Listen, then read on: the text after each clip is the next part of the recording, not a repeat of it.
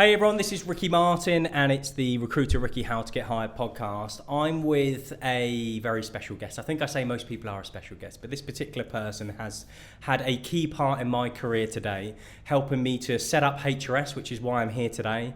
Backed me as somebody who believed that this company could come to life and has interviewed me on the other end of the table. So today I'm speaking to somebody with over 50 years business experience, the one and only Claude Littner. Welcome to the podcast, Claude. Thank you. Quite an introduction. Well, what can I say? Could I have done it any better? That should be the question I ask.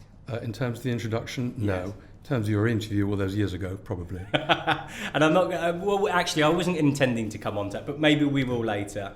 So just to put it out there, for those that don't know, Claude interviewed me on The Apprentice. Is one of Lord Sugar's advisors to say, was Ricky somebody that was investable enough? I heard rumours that he was the only interviewer that said no to me, but maybe that is just a rumour. But Claude, what I'd like to do, and the reason why I think you're a fantastic person to speak to is putting my interest to one side is, you've been in business for 50 years, you've been owners of companies, directors, chairmen, you have seen companies grow, sell, float, you've probably seen companies close, all of these different things. But what's instrumental in all of those is the people that you have to bring on board to help you with that. And I think there's so many things that you will be able to share. So to help everyone understand a little bit more about your 50 years, could you, if it is at all possible, give us a bit of a summary in your business credentials to date? Well, I can't give you 50 years worth, but essentially I've always been somebody who wanted to strive to do better, and that's been the key mark of my career. Particularly as I didn't do well at school, so I've always had this feeling that I've now got to catch up and do better. So really, my great asset, if there is an asset, is the fact that I'm doggedly determined to succeed. I can take an exam as many times as I take it until I pass. As far as my career goes, I'm working very, very hard, as I possibly can, for every task that's given to me. And I think that's the keynote, is I just do the best I can. I think what's really interesting, what you said there, is your qualifications weren't as great as you hoped them to be, and people seem to think that qualifications are the epitome of what defines them. They're not. It's the person, it's the belief, it's the ambition. And interestingly, over the last 5 years, you actually there is now the Claude Littner Business School. So somebody who didn't have the earlier qualifications, what an accolade. Well, the truth is that, as I said, I stuck at it. So I did get a first degree and a master's, and in fact, I have been awarded a doctorate, an honorary doctorate, and I'm also a visiting professor. So from a very, very poor start, I've come out smelling of roses. But it has not been an easy ride. It's not without an enormous amount of effort and a good degree of luck as well. And is it fair to say, you used the words a moment ago, you've always felt like you had to catch up? Even though you have 50 years of great experience, you now have your doctorate, your visiting professorship, do you still have that feeling that you're still trying to catch up and that's what still drives you? No, I've overachieved, and that's the truth. Okay. I've been incredibly lucky, but also I've worked very, very hard. There's all kinds of times in your life when you take one decision or you go another way, and I think that the decisions I've made along the way have actually been very, very beneficial to me, and I've always tried to play to my strengths. I've got very, very few strengths, but those strengths that I have are very, very key for business, and so that's helped me a lot to succeed. And are you a believer with that in mind? I think any business person needs to identify what their strengths are, play to them, and then look for others around them that can bring strengths in the areas that you might not have. Have you always found that's been a critical part of your success? Well, I think that when I talk about my success, in fact, I've been the leader, but I couldn't have done it without a team. And teamwork is absolutely critical. Now, I've been into companies because I do turnarounds, essentially. And so I've been to companies where I've been fortunate enough to find a very good management team that just weren't empowered to do what they need to do. And that's been wonderful for me because it makes my job easier. You've got a team that actually want to create value for the shareholders or just profit for the company. So that's been very important. But occasionally, more often than not, by the time I turn up, the best people have left, or they weren't very good, and that's why the company finds itself in distress. So my job really is to try and find those people who perhaps haven't shone through, but who I think have got ability and the will to succeed, and I try and bring them along, and I've done that many times successfully, because if somebody is just picked out from the crowd and they've got the ability and the aptitude and the desire, what you find is actually they do rise and become very, very, very useful members of the team. So that's been my success really, is one, finding teams, who I can empower, or creating and developing teams to work in the way that I want. One of the words you use there, I use quite a lot, and I think it's a great word, is the will. Because I genuinely think you can almost show anyone a skill, but if they haven't got the will to want to apply it and excel in it, and develop within it, they're never going to apply it as best they can. So identifying people with the will and the right attitude, and that's why you're such an interesting person to speak to, because you have been able to identify people, you have been able to support them. Let's look at some of the companies. So if we go through some of the accolades, of course you're the chief executive of Spurs, of Tottenham Hotspur. I think that's an interesting one to a lot of people listening to podcasts. What was the journey like being the chief executive of a football team? Okay. Well, I think that you've picked on my one, I wouldn't say failure, but the one where if I had my time again, I'd have done things quite differently. I think a football club, every company is different, but a football club has got a lot of different strands to it. And what I didn't understand was that it's not just a business. A football club has got a heart and soul. And therefore, you can't just look at profit and how people are being managed. I think there's something else, and I miss that. I miss that sort of clubby atmosphere, because I was so determined for it to be successful. And in a way, Lord Sugar is the one who gave me that mandate to make it profitable, successful, and to get every single opportunity that was created and develop it as far as I could. So that was my mandate, and that's what I stuck to. And that also is the way I run businesses anyway. How difficult was that, considering you are a big Spurs fan as well? Because you need to apply your business brain, and you've got the emotional heart side, actually. Are you getting pulled in different directions? I'm completely unemotional. For me, business is business. I've got a one-track mind. I just want to make the business successful in whatever way I possibly can. So I wasn't emotional about Tottenham, although I've been a lifelong Spurs supporter. But when it comes to business, business is business. I'm very serious about it, and the emotional side of it really doesn't play at all. And invariably, when I go into companies and I find that they're in a bad state, I work my heart and soul out, and I try and get everybody else working in that way. But then when the time comes when I leave the business, I've got no emotional attachment whatsoever. It was lent to me to try and turn around. I didn't really own it, apart from the fact that when I do own a business. Of course. So in a way, you're parachuted in, identify what the problems, turn them around, and then once you've cut the ties of your parachute, you can move on to the next jump. Correct. Okay. And if we stay on the theme of football, you also were part owner of Power League? Well, I was the majority shareholder of Power League, and there again, it was just a great opportunity that I had. 3i, who were the venture capitalists, they had invested £50 million in Power League, and it hadn't worked out. The management team didn't gel. They were at 6s and 7s. They were in a hopeless situation. They brought me in because they thought that my experience at Tottenham Hotspur would stand them in good stead for five-a-side football. Nothing could be further from the truth, because one thing has absolutely nothing to do with the other. Fortunately for me, 3i didn't recognise the difference, and they asked me to become chairman and try and do what I could. Within a very short space of time, I realised that this was actually a great opportunity, a very bad management team, very disruptive, nobody knew what they were doing, very, very poor financial controls. They had no control. This was a cash business, and they had no control of the cash, no control of the management. And it's like a hotel. If you lose that day's booking, you can't recover it the following day. It's the same with Power. If you don't get the court, then you've lost that bit of income. So it was very, very important to make sure that everything was running smoothly. So I had to change the whole management team, and within a period of time, I said to 3i, I can turn this round. You're going to have a successor in your hands. And they said, we're not interested. We want to dispose of it. So I bought the company. And in 2006, unless the years are wrong, I believe you floated it on AIM? Probably, you know the dates better than I do. Yes, but I mean, it was a success. We floated our name, not really because I wanted to, but because the management team that I'd created, they were very, very keen to see some money. They wanted to kind of see cash. For me, it wasn't important, but they thought it was, so we floated the company, and it actually went very well on the stock market. And if we think of other companies you've been involved in, because that's a great example, you've gone into a company that was struggling, invested £50 million, identified the challenge, the management team brought in a new team. Did any of them stay with you? No, some of them, yes. I found, in fact, my chief executive was somebody who I kind of saw as a real prospect. He understood the business inside out, a young guy who was very, very keen, and he was chief executive, and actually the success of the business was largely down to him.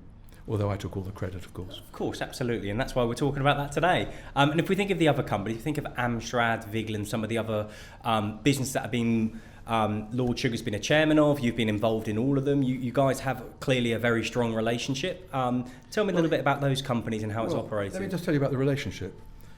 It's really a kind of love-hate relationship. Okay. I love him and he tolerates me, and I think that's the truth. And it sounds like my relationship with him maybe as well. I think that's the relationship we all have. But I think that, I mean, I don't know whether this is a question you were asking about, the kind of relationship with Alan, is that he has given me many opportunities, and I found that very helpful.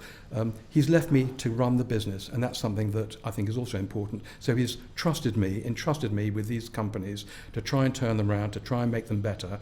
I couldn't possibly have worked with him closely because I think we'd have clashed very, very quickly. Yeah. But he's given me the opportunity to demonstrate that I've got ability. And do you apply that going down the chain? So you're given the opportunity and the freedom to deliver what you're asked to do. Are you able to provide the freedom to others, knowing you've got that pressure on your shoulders as well? Okay. Well, the thing is that my first job was actually at a company called theyve. And this was a very interesting situation because it was really a factory where you had blue-collar workers and white-collar workers, and it was terribly disruptive. The company wasn't operating properly, there was lots going on, and the management team were not looking after their employees, and the managers were really divorced from the directors, and the managers were divorced from the people on the shop floor. It was a terrible company, yeah. And I learned a lot from that terrible, terrible company. And I made a pledge to myself that if ever I got to a situation where I'd have control of people or managing people, I wouldn't behave in the way that theyve treated their staff, which was appalling. So it's always stuck with me really about seeing how bad management can be, and for me to try and make sure that I don't fall into that trap. So as far as employees go, I try to be very, very fair. Now, you may speak to some of them and you might find that they find me much too direct and not fair, but I always maintain that I want to give people a chance. I want to be fair. I want to create a management team. The only interest I have is to make the company profitable, and when I leave the company, it stands on its own 2 feet without me. What I love about that most is, even in a environment where it was challenging, an environment that you didn't enjoy, you wouldn't have enjoyed, you still were able to seek a lesson and a learning from that environment. What do I not do when I have the opportunity one day? And that's something I think anybody in any company, in any level of role, can look around them at the management team, the leadership team, and think, what styles do I like? What can I learn from? What styles do I not want to be like? And make sure that you treat people fairly in return. Yeah. I mean, I think that's critical. Also, I think that even though I then went from this terrible company to Unilever, which was chalk and cheese. It was a wonderful company, Unilever. Great processes, great management teams, great integration, even though it was a global business. So I saw the most terrible company, I saw the most magnificent company. And that's when I then decided to start on my own and become a sort of entrepreneur. And even though I had a lot of experience, had qualifications, I actually had to do the most menial tasks. So I think that's another thing which is very important, is that when students come out of university, or if they haven't gone to university and they start their first job, I think it's important that they've got to be willing to do whatever it takes. So it's not where you start off, it's where you end up. And I was in a basement ticketing stuff. It's a business that I just started. Yeah. I had blood coming out of my fingers where I'd sort of stabbed myself with this sort of ticketing gun. And I just think that you've got to do whatever it takes to make the business successful. And I think that people today have got to recognise that that's what's important. And we come back to the point about willingness. I think it's very, very important then the manager or whoever it is, your boss, looks at you and says, I've got someone here, someone who's prepared to work hard, really do whatever it takes to actually make the business successful. And I think when you've got those kind of grounded sort of things about you, I think you've got a great chance of success. I think it is, and I think that's really inspiring, considering a lot of people can look at you and think what you've achieved is incredible. They will see you on The Apprentice as Lord Sugar's aide, thinking what an amazing insight that is to what young people are doing. But to hear that actually you are prepared to do the dirty work as much as anyone, because it's what it takes to get the job done. And I look at even myself and think, well, the moment after I won The Apprentice, had the investment, I think most people all of a sudden thought, oh, Ricky, you've made something. I hadn't. All I'd done is secured an investment over a very long interview assessment process. Actually, day one, I didn't have anyone saying, Ricky, here's this. I had to figure out how to get a phone contract. I had to go and buy a screwdriver to put my desk together. All of these realities that people don't think are a case. And I think day one of setting up any business, on day one, you're not sitting there, unfortunately, generating all the sales and the money comes in. You are doing the small pieces that build up to create something that enable you to do that later. And it's that lesson that gets lost. And I'm sure every generation has its day, but particularly now, I think people assume that the first job they'll have is the perfect job, it is the winning job, it is the job of their dreams. And reality is, we all have to start somewhere, and we have to be prepared to do that and learn from that. That's exactly right. And I think also things have changed to a certain extent, because in my day, if I looked at a CV and I saw someone had had 5 or 6 jobs, I think, oh my God, they can't stick at anything. Yeah. I think the situation now is is such that people get experience, they gain experience, and the fact that they leave to go to another company is maybe because they are ambitious and they want to do more. So I think there's sort of that constraint is no longer sort of so important. The job for life isn't what it used to be, and I think that's key. But I do think there is an element of people jump too quickly sometimes. I always look at it when I'm looking at CVs, and I have two options of a CV: someone with 5 years experience at one company, or somebody with 5 companies but 1 year at each. They've both got 5 years. I will inevitably prefer the 5-year experience because they've seen a life cycle of the job for longer. They've seen the pains, the highs, the lows. The other candidate to me is they've done the first year 5 times, be it they've seen different environments, which is useful. But I'd rather 5 continued years experience than 5 individual. But I'm not looking for 20, 30 years, and sometimes we have to move on in jobs to better ourselves. Yeah, I think what you said is exactly right. I'd also feel more comfortable with somebody who's actually stuck at a job, perhaps been promoted, perhaps not been promoted, but seen the evolution of the company and stuck with it. Okay, well, let's look at The Apprentice now, because The Apprentice has been going for 15 years, and you are the only interviewer in The Apprentice that's interviewed the candidates every single year. And now you are an aide to Lord Sugar, which you have been the last handful of years, where you are assessing the candidates every single week. Why do you do it? What do you like about it? Because you don't need to do something like this, but you choose to. Okay, the first thing, it's for the privilege of working with Alan Sugar, and I know that sounds ludicrous, but there's a certain joy to me to be working with him, although he's not easy to work with, as you know. But I think that it gives me a good profile, and from that profile it enables me, as far as the University of West London goes, to be able to go to companies. They'll see me because they're intrigued to see what this horrible person actually is like in real life. Yeah. And so I can get to doors open which I wouldn't otherwise if I didn't have the this entree. And the truth is also it plays to a great satisfaction to me. It's actually nice to be recognised. Yeah. It's nice to have the platform of being able to actually tell people, explain to people how I've got to where I've got to, and that actually they're able to do the same thing if they make the right kind of choices and work hard. So I think from that point of view, I've got a great platform, and that's something that's been given to me really by the Apprentice. And you've said a few times when we've been speaking that, particularly at Powley, you said that your chief exec that was going to work with you was a young person who knew the business inside out. You used the word young. If you think of the Apprentice, it is, and I've been one of those. They are generally young, hungry, ambitious people. For all of the publicity people say that they're brash and they're this. There is a real candidate behind the pros. Do you get something out of seeing young people develop through? Ultimately, it's an apprenticeship. It's a real life apprenticeship. Do you get something out of seeing a candidate blossom and move on? Yes. Look, I think that the Apprentice, if we're talking specifically about the Apprentice, I think it's great for the winner because they've got a real opportunity of having an investment and also working with Lord Sugar. I think that even those who have not won have gone on to do well. Absolutely. Because they've gained a lot from the experience, whether it's buying, selling, negotiating, the pressure of the boardroom, all those kind of things, confidence of pitching. I think there's lots of things which actually give them the opportunity of actually thinking, do you know what, I can do that as well. So I wasn't the winner of The Apprentice, but I can still make something of it. And I think that goes for people who even haven't been on The Apprentice.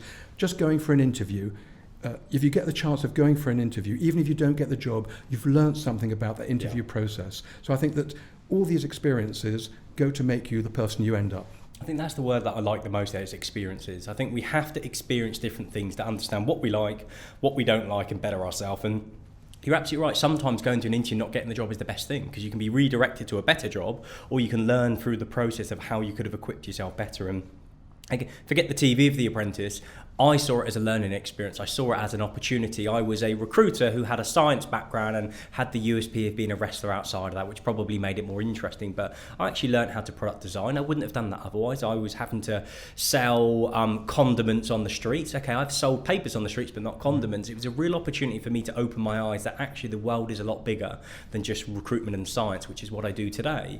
It actually made me realise all the things that I could do with my life. But fundamentally what I love about it, it shows that if you want to do something, you can just get off your backside and do it. There's money to be made if you're prepared to put the work into it. And that's what I love about every task, is a simulation of that. So let's look at looking at good candidates, and that's what we're here to, how we can help people to get better CVs, interview better, start with a company more successfully. So let's say whether in whatever role you've been in the past, you've been looking at a CV, what do you look for when that piece of paper lands in front of you? And this could be even The Apprentice, because we still had to put a CV in. What jumps out to you straight away? What are you most interested in? Well, I know this is going to sound petty, but I think it's got to be presented properly. You don't want spelling mistakes, and I know that everyone makes spelling mistakes, and they shouldn't. With spell check and all that kind of thing, it doesn't take very long to look at what you've written and make sure it hasn't got spelling mistakes, grammatical mistakes.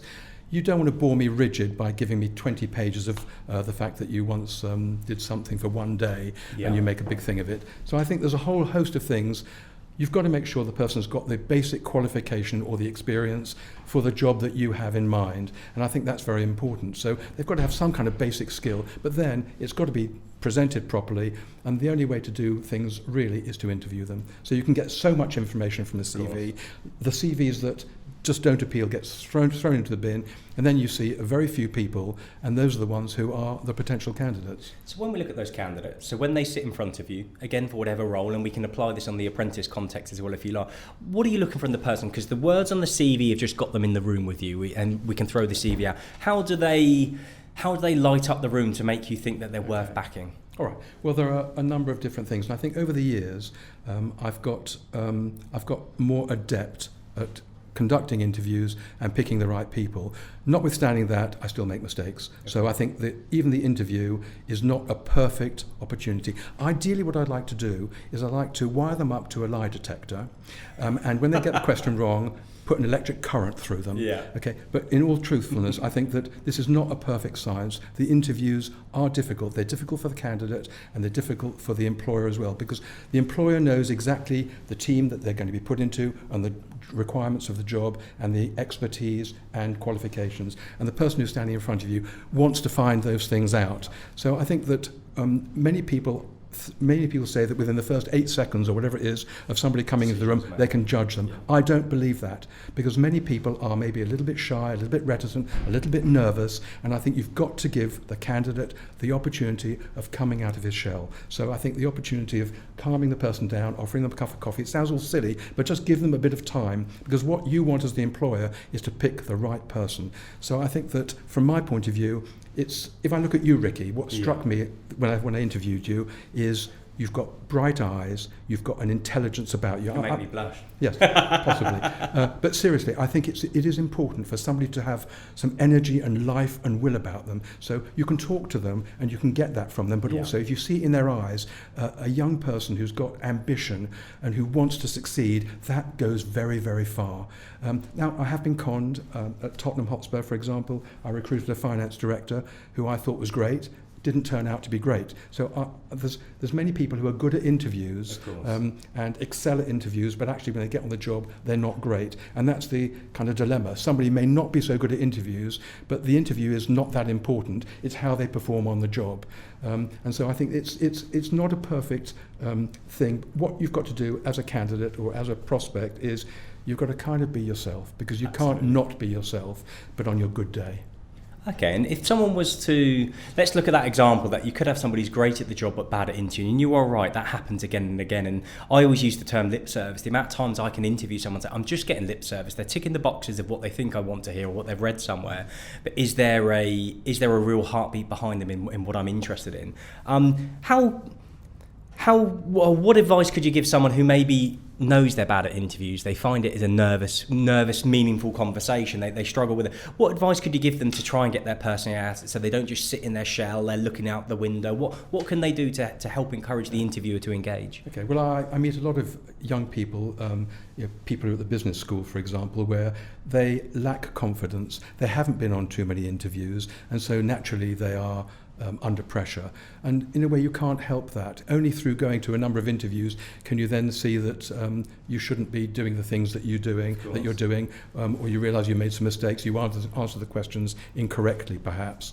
So it comes with experience, but I think what you've got to do really is prepare yourself beforehand. So in everything, really, preparation is very, very important. So the fact is, you should do some research on the company. It would be nice if you could know who the interviewer is, so you feel a bit more confident. Also, make sure that what you've put in your CV is fairly honest. There's no point in saying you've got a degree and actually you only did 1 year and then you left. And unfortunately, we've seen that time and time again on The Apprentice, haven't we, where people overstate certain Correct, and realities. You do get found out. And on The Apprentice, it's less important than actually if you're going for a real job and your career's at stake. Maybe you fool the guy, you get the job, and then you're found wanting and you get thrown out. So I think you've got to be fairly honest, well prepared, have a good night's sleep, make sure that you attend and you're there early so that you can compose yourself. When you see the person, the interviewer, just take a bit of a cue from him. If he seems to be a rather stern chap, then you can't really crack too many jokes, and you've just got to be kind of take your cue there. But if somebody's very friendly and relaxed, then perhaps you can relax a little bit more,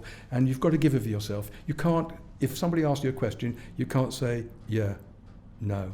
You've got to give of yourself. Monosyllabic answers are not required. You've got to show your character, your passion, your personality, and your knowledge. It's fair to say that, at the end of the day, if you don't back yourself in the interview situation, you can't expect the employer to back you and bring you in. The things that I like that you said is preparation is key. I think people forget that. They're either too confident and they don't prepare, or they get tripped up when they get asked questions which are a bit more targeted to see what preparation has been done. And I think what's nice that you've also said is to gain experience. I think don't just think you'll have one interview and you'll get that job and that's your perfect job. Put yourself out there. That'd be a fair thing to say. Experience different interviews, what works, what doesn't work, so that you understand really what you like. And I think really, if you go into a company you don't like the interview, and this is maybe a take that I'll ask your opinion on. I believe if you don't like the interview, the way that their style is with you as a candidate, you don't like the fact that you're not be able to show your real personality, it's a fair comment to say it's probably not the business for you anyway.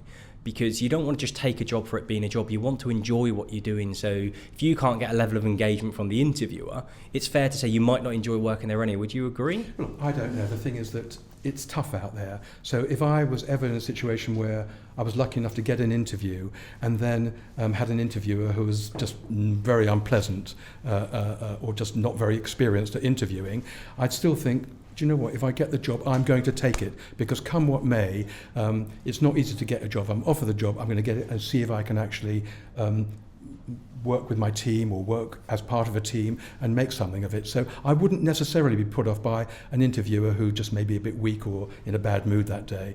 I'm not sure. I think that also the whole complexity of getting a job has changed now. Absolutely. I think there aren't that many jobs around. It's much more competitive than I think it used to be in my day. A lot of people are actually starting their own businesses because technologies enable them to do that, and there are lots of good ideas around.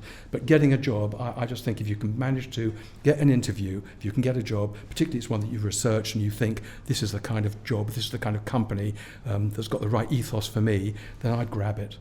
Okay, no, thank you. And let's say you've hired someone, they've given you a good enough CV to get an interview, they've impressed you in the interview, you've backed them, they're not the FD that you hired at Spurs, therefore they're the person we expect them to be when they turn up. How do they continually make a good impression on you? Look, it depends on what level I'm recruiting for. If I'm recruiting for a finance director or something like that, it's somebody who I will be working with every day, and I need to make sure they understand the way that I work and that they can kind of comply with that and bringing in their own sort of experience and ideas. If it's somebody who actually is going to go into a team, I then perhaps would ask their manager, how's he doing, how's that person, he or she doing, how they're progressing.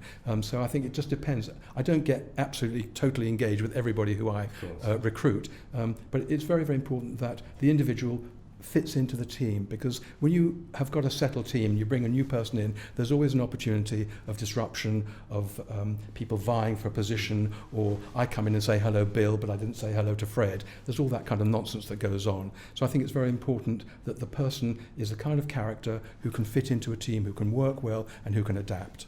And the best way for them to understand that culture, because again, you've already said that interviews aren't always the best way to understand the person. Until they're in the job, you don't really know. But from that candidate side, they've got the job, they're going to start with you, they want to be the best person they can, they want to fit in. What things can they do before they start the job to try and figure your culture and your businesses out? Well, I don't know. I mean, some companies have got like HR departments where they kind of go through a process and they talk to them, tell them a little bit about the culture, ask them a few more searching questions about their character and their what they want to do in life. And from that point of view, the person might perhaps just go and see some of his colleagues and just get a warm feeling about it. Yeah. But there's no substitute for actually getting the job. And that's where I think that if I can talk about universities, it's very, very good if you've got a situation where you can get some work experience, because then you know what the world of work is like. And if you can actually get, as part of your degree, and I know I'm kind of going off course here, but if you can actually spend 1 year or some few months with a company, they get to know you, you get to know them,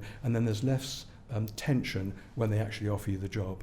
And I think those are all good things. So I think for the person who's coming out and perhaps is going into a completely new industry, it's important to understand what that's all about and whether you really have got an affinity to that. Because if you haven't, maybe you'll lose interest, maybe they'll lose interest in you. Yeah. Or maybe you actually will find that this is a very interesting industry, you knew nothing about it, but actually you've developed an affinity to it.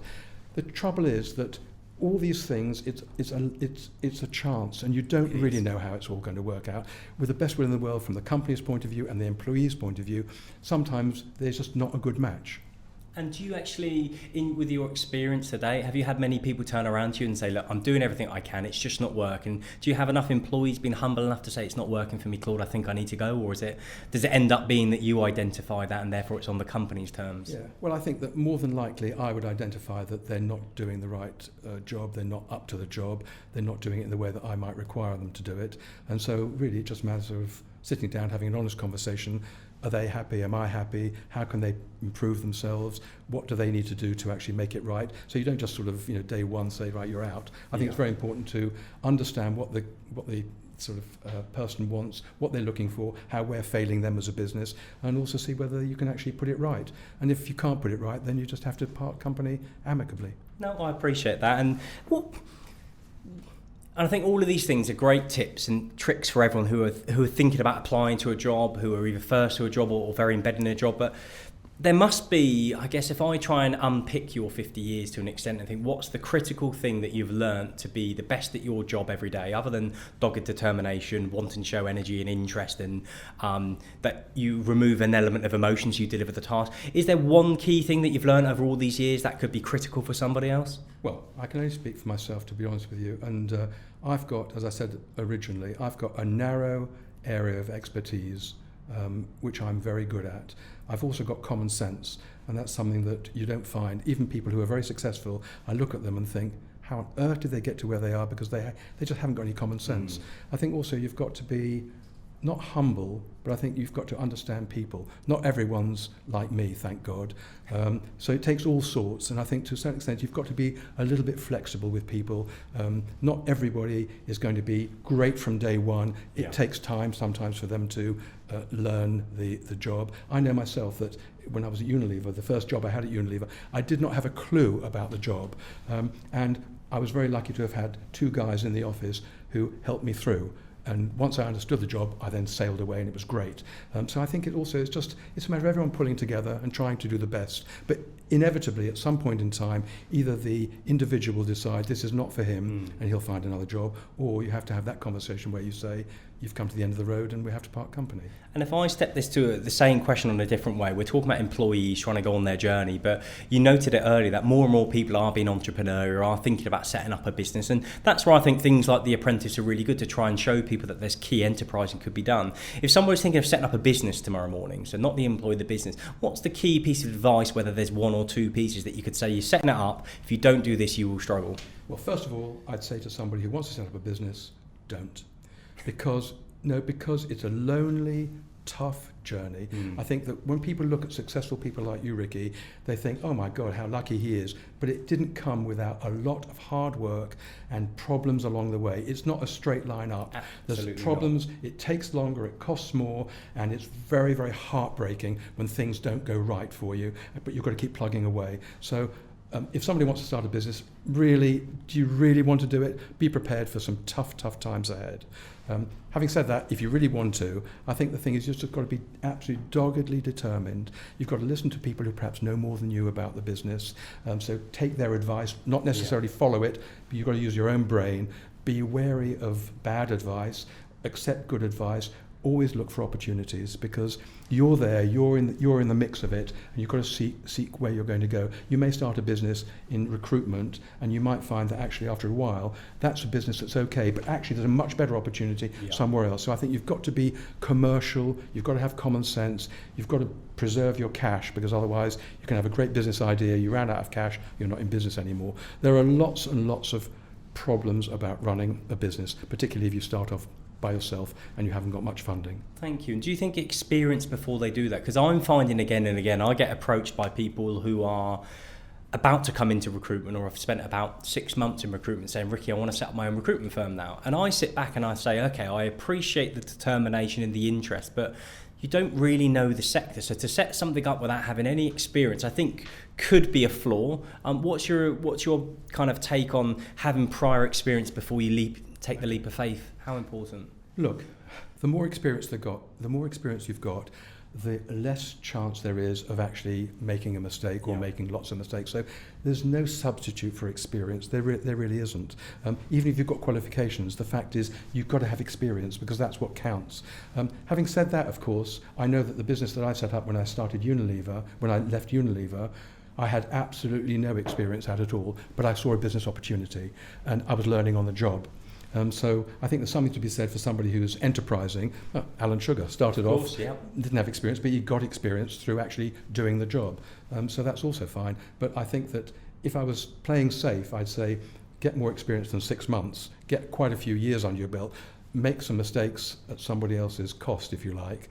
And then if you really have got the passion for starting on your own, maybe start, but be very careful. Well, ultimately, that's why I think I was able to get my investment, because I'd done it for 6 years for a company. I knew my space. I wasn't reinventing the wheel. I just believed I could do it differently, which would make a difference. Yeah. And that's why I believe the business has moved forward. I'll ask you, you're a straight talker, Claude, so I'll ask you the question. So you were kind enough to say our interview went well at the beginning, that I showed some energy and I had bright eyes and it engaged you. But could you critique the interview further that we had? I know it was a simulation for TV, but it was still an interview. As far as I was concerned, you were assessing me for an investment, and I had to show you that I was willing. I had to show you that I was worthy.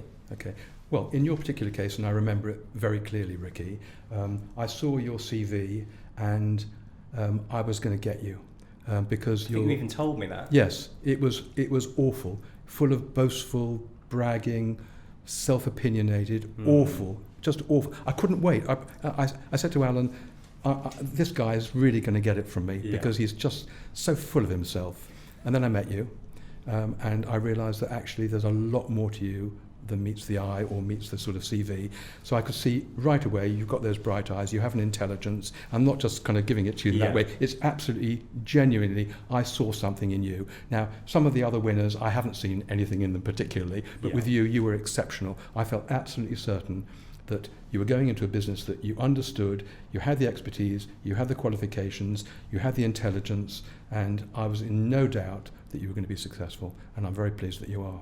Thank you. No, I appreciate that. And what's a great lesson there's an example of a CV. And don't get me wrong, I was still writing a CV to get attention because it's The Apprentice, but there's an example of a CV which didn't justify the investment, didn't justify the job that we're hiring.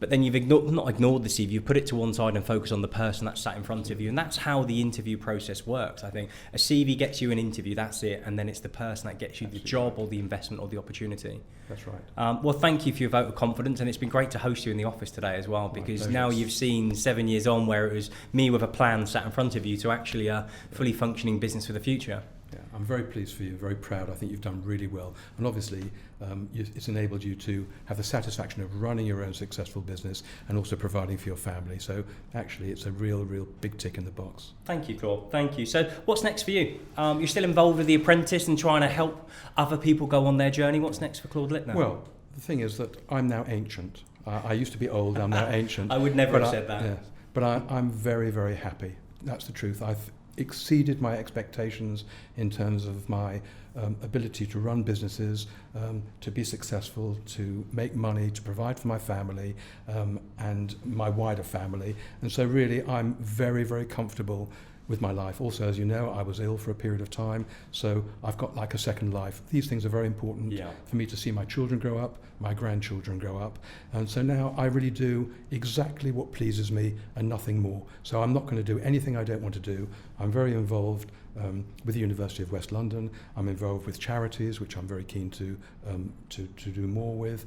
I'm involved with The Apprentice, which I like. I'm involved with Alan Sugar, which I like, and his children, who I also like. And so really I'm doing exactly the things I want. I'm moving my money around and investing where I want to invest.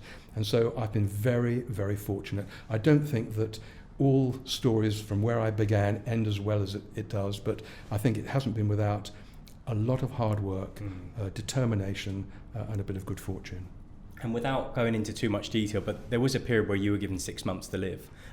Did you find that when you were back working again and realised that you'd moved past that you used the word a new lease of life, did you feel like you were a new person in the workforce and you had new appreciations for everything that was going on around you? Well, I think it gives you a sense of your mortality and how little time you've got to do the things you want to do in life. So I think that I was appreciative of the fact that I had a kind of given a new lease of life, but also recognised that I didn't know how long it was going to last for, and so it made me more determined, if you like, to be successful and achieve what I wanted to achieve in life. So to that extent, I can't say how grateful I am for having that second chance of life, really.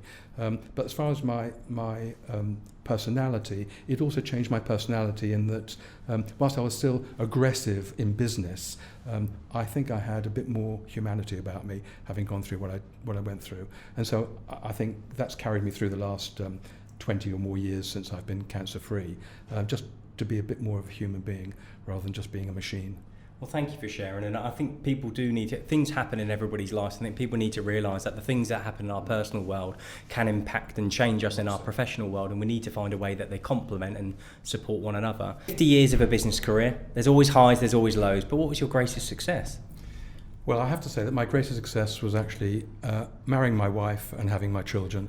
So whatever you do in business, if you've got a lovely family support, which I have, that is absolutely magnificent. So it's not a business success, but it helped me to have a clear head whilst I was going out and abroad everywhere, running businesses, to know that I had a loving wife and children. They were very supportive. So that really is my biggest success. I'd also have to say Alan Sugar, and I say that because he gave me opportunities, perhaps at a time when others might not have, and so I cherish that and value that greatly.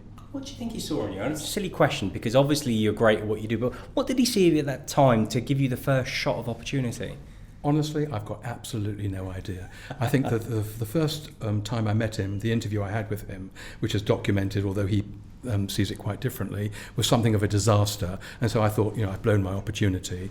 But actually, I got the job. And the job was in France. And I think the only reason I got the job is because I'm fluent, I'm bilingual, it's French-English. Yeah. So I got the job. And I think he must have been desperate. So he thought, I don't know anything about this bloke, but he speaks French. So I got the job. But then really I had to prove myself.